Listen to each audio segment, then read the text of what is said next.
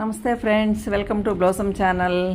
ఈరోజు మాగాయ పిక్కలండి. ఈ మాగాయ పప్పుకి, పులగూరకి, మార్నింగు సద్దన్నంకి చాలా చాలా బాగుంటుంది. ఒక 5 తీసుకున్నానండి. బాగా వాష్ చేసి తుడిచి కట్ చేసి ఇలా పెట్టుకున్నాను. మనకు కావాల్సిన సైజులో ముక్కలు కట్ చేసుకోవచ్చు. 4 కప్పులు వేసాను. ఆ కప్పుతోనే ఒక పావు కప్పు కల్లుప్పు అండి. కల్లుప్పు కూడా మిక్సీకి వేసుకుని అలా వేస్తే చాలా బాగుంటుంది, బాగా కరుగుతుంది.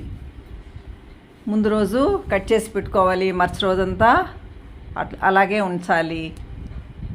3వ రోజు మళ్ళీ ఇలా తీసిందని ఆ కాయలు ఎండబెట్టుకోవాలండి. ఆ ఒప్పులన్నీ ఊట కూడా ఎండబెట్టాలి. ఆ వాటర్ని ఊట అంటాము. చూడండి, ఒక్కరోజు బాగా ఎండిన తర్వాత, ఎందుకంటే మంచి ఎండలు కాబట్టి తొందరగా ఎండిపోతుందండి. ఒక్క రోజంతా ఎండింది. ఆవాలు, మెంతులు వేసి వేయించి పొడుగు చేసి పెట్టుకోవాలి. ఆ మామిడికాయలు పొడి అండి. ఒక 2 కాయలు సపరేట్గా కట్ చేసి ఎండలో వేసి పౌడర్ కొట్టి పెట్టాను. అది కూడా దీనిలో కలిపితే బాగుంటుందని వేశాను.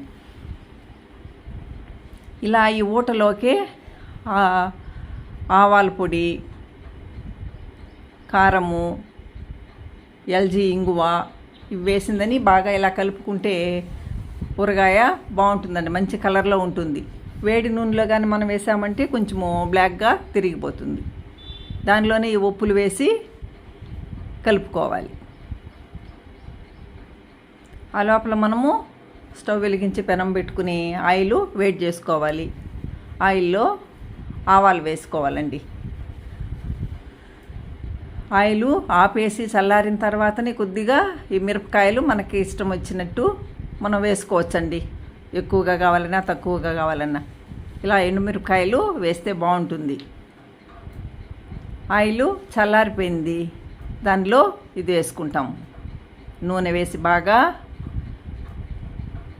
పిక్కల్లో కలుపుకోవాలండి. ఆ పౌడర్ కొట్టి పెట్టామని చెప్పాము కదా, ఇది అన్నంకి కలుపుకోవడానికి కొంచెం బాగుంటుందండి. గుజ్జుగా ఉంటుంది, జ్యూసీగా.